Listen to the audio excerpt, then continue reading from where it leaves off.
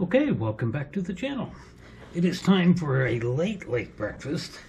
I've already had several pieces of toast today, but today I have my oatmeal and I'm not grabbing it by the hot bottom. I do have my chicken pot holder so I don't damage my table. So, just plain oatmeal, no salt, no sugar, no milk, no peanut butter, no nothing. And I'm not all that hungry, so I am not even having a banana with it. Just gonna have a little oatmeal and a glass of milk.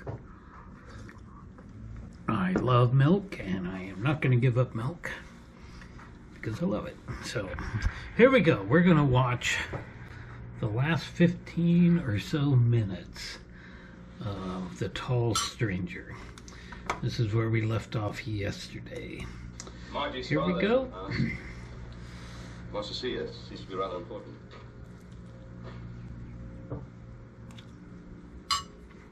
So Alex is pretty much healed over the loss of Margie. But now this just kind of brings it all back. Hoss. I'm afraid Margie's made a terrible mistake. And I'm to blame for having encouraged her to marry him. She need help. I don't know. I honestly don't know. You don't know. Ain't she wrote to her? Ain't she wrote to you? Yes, we corresponded at first.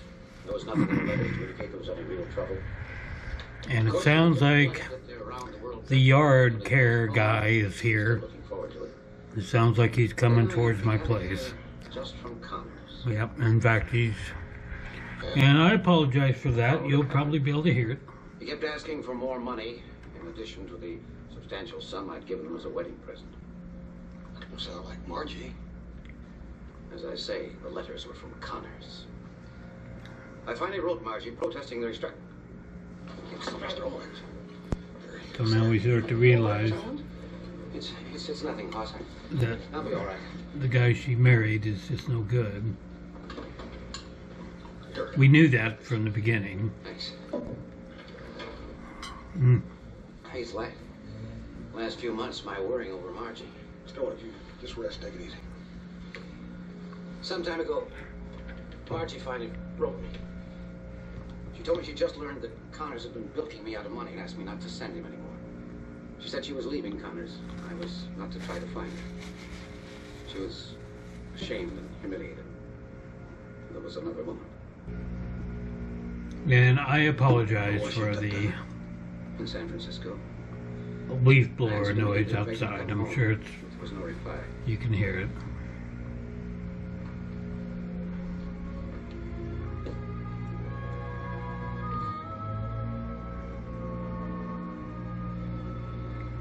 You want me to try? I'd go myself, Hoss, but the doctor says my heart won't stand it. If Margie's in real trouble, she'll need strength, not weakness. Oatmeal is very plain, but very filling, Hold her last address. and it is heart healthy.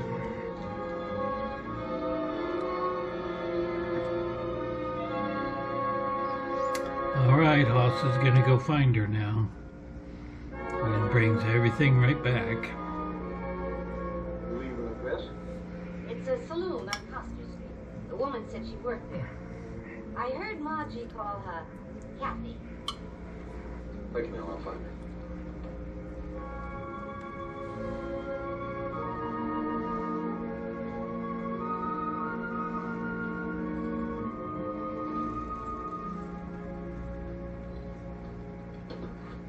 What will it be, friend? Looking for a woman named Kathy. Does she work here? A woman named Kathy owns half this place. What do you want her for? Need to ask her some questions. Ask away, big man. Howdy, Bill. And there's Jacqueline Scott. You Kathy? I'm Kathy. What's I the like matter? her acting abilities. Ma'am, I'm looking for Margie. Connors. What makes you think that I can help you? I think you can.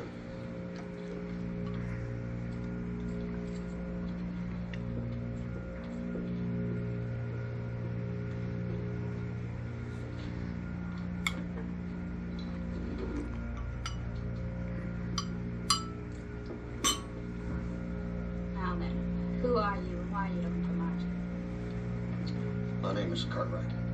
Most folks call me Hoss. I'm a good friend of Margie's and her father's. Her father sent me here to find her. The rich Mr. Owens. Did he send any money? Nope, just me. That's too bad. Margie could better use money in her condition. What condition? She's gonna have a baby. She all right? She's as well as any woman could be, having a baby by a man like Mark Connors. Where is she? I want to see her. What do you plan to do?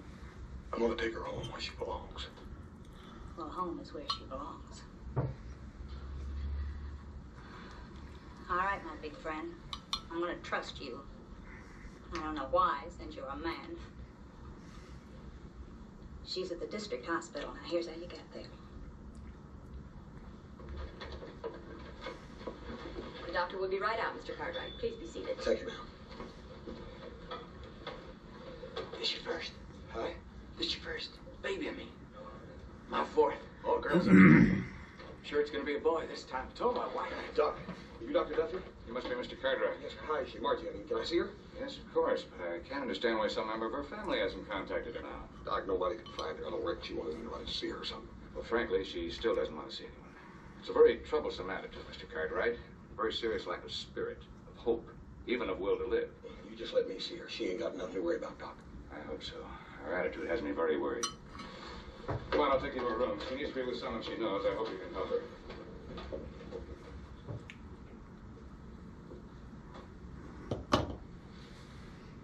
Oh, she ain't looking very good, is she? Again, I apologize for the leaf blower noise. I just never know when they're going to suddenly come back here.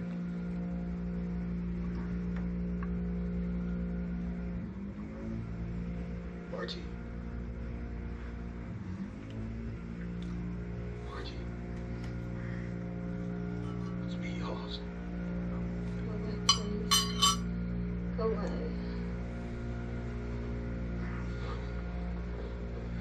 I don't want you to look at me. You ain't got nothing. Come and take you. Hoss. I've been such a fool. Such a mess. Margie, all that's done with. Like I said, I come to take you home. Dear Hoss. I thought I didn't want to see anyone anymore. I'm glad you came.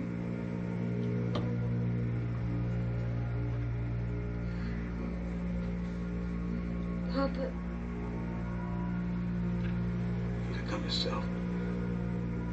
Yes, Daddy probably sick of worrying about you. As soon as I get you back, you'll be all right. if anything happens, will you make sure the baby gets to Papa? Listen to me. You and me and baby are gonna go right back to the Ponderosa. We're gonna build that house just like we planned. Margie, what's the matter? It's just a pain. COVID-19. I'm not waiting. If it's COVID, And I'm not watching. Absolutely isn't. Doc, come here. They're coming. Does he still hurt? It's just a pain, Hoss. All women have when they have babies. It doesn't hurt so much now. Margie, I promise you, as long as you live, there ain't nothing else might ever hurt you. No. Why?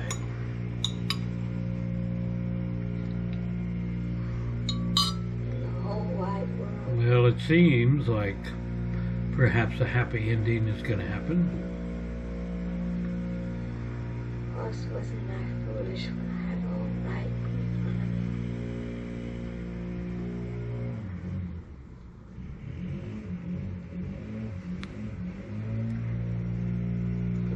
Bye, Mr. Cartwright. And go on back to the waiting room. I'll see you there.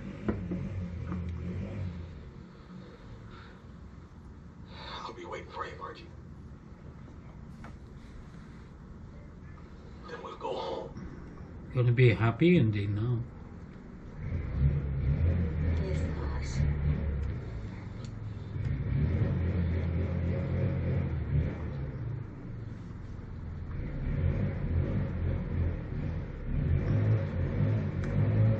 Oh my goodness, that leaf blower is making a lot of noise. Doggone it, it figures, I guess. Sorry, Mr. Cartwright. Sorry. That was clear. You like the spirit. The will to live. Oh, Please give my sincere that thanks. is really loud. The baby's a fine girl. Healthy, pretty, just like her. She should be welcome to the family. And I think in about 10 days Well. she'll be able to travel. That should give you time to get a nurse to help you. Not much of a happy Meantime, I ending could for be Haas, back here is at the it? hospital through the next 10 days. Goodbye, Mr. Cartwright. That's a shame. Everything was looking pretty good.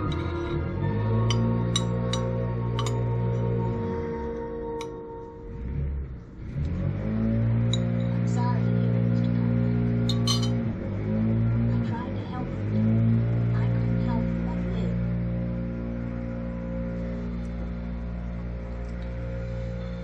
I appreciate everything you've done. Alright, oatmeal gone. I need one more favor. What is it? Gotta have somebody to help me take care of the baby on the way back to Virginia City. Know anybody? Yes, I think I can find somebody. Don't they think we ever close?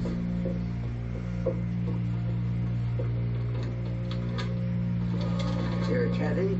Oh my, oh my. Well, well, Mr. Cartwright. Aren't you a long way from home, sir? Oh, and look at that Jasper behind him. Please, Mr. Cartwright, don't be a hero. In the first place, I can outdraw you. The second reason, I imagine you can feel in your back. I thought you worked for me. Only part-time, my dear Kathy. The rest of the time for me. He knows where the money comes from. I can imagine you'll be satisfied with your share. Either one of us. I feel like I should just do this whole thing over. Terribly sorry that you're being unreasonable. Let's stop it right here and wait for it in a couple of minutes. It's a little quieter now. So let's get restarted. It sounded like I had a leaf blower right here in my house, didn't it? Here we go. Persuade you to act as an emissary to her father on behalf of my baby daughter, of course. Oh, yes, yes, I know. John there keeps me well informed about everything that happens. What are you gonna do, Mark? What any loving father would do, I'm going to claim my child. Oh, no, you ain't. Oh, no, you ain't. Margie's baby's going back with me. Oh, don't be stupid, Cartwright. Legally, the baby is mine. Of course, I could be tempted to change my mind now, couldn't I? Why don't you go back to Mr. Owens and tell him that I will relinquish all rights to my daughter for a price? Mark. What a scum. You don't miss a trick, do you? Not if I can help it, no. If you attempt to go for your gun, I'm afraid one of us is going to have to kill you first. In self-defense, of course. It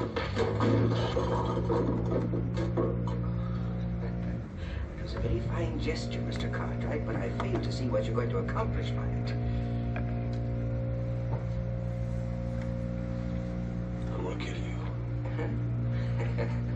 In view of the present circumstances, isn't that going to be rather difficult?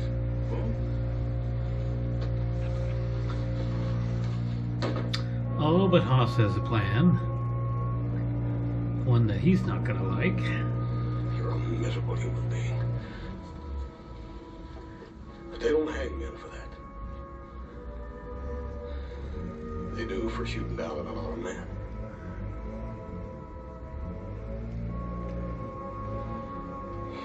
You ain't gonna pull that trigger, Connors. You ain't got the guts to hang, Connors.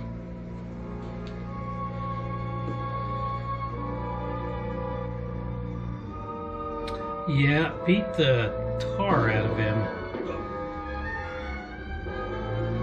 Or maybe not.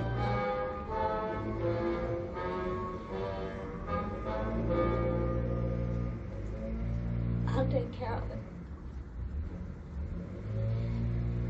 You take Margie's baby home.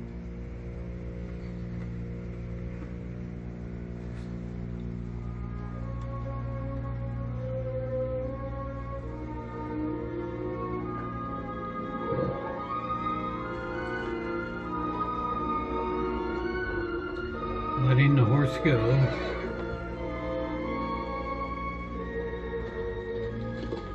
Did you just turn Junebug loose? Yep. What's the idea? You hand raise her, then you turn her loose and let her go wild again. She'll be happier out there on the ranch. I'll keep an eye on her. Maybe one of these days she'll have a colt. I can raise it for Margie's little girl.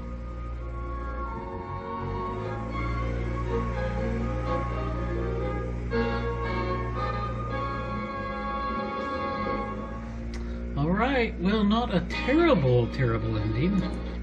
Got Jacqueline Scott. Russell Thornton must be the scumbag. Ed Prentice was the doctor. I recognize that name. And I don't recognize any of those other names. So, that was The Tall Stranger, another Hoss in Love episode. So, I will search through Season 3. That's where we're at right now.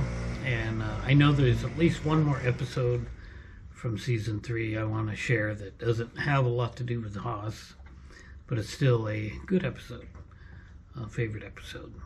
So likely we will watch that one later on. So anyway, until next time, I hope you enjoyed this video, and please like and subscribe and comment down below, and I'll see you in the next video.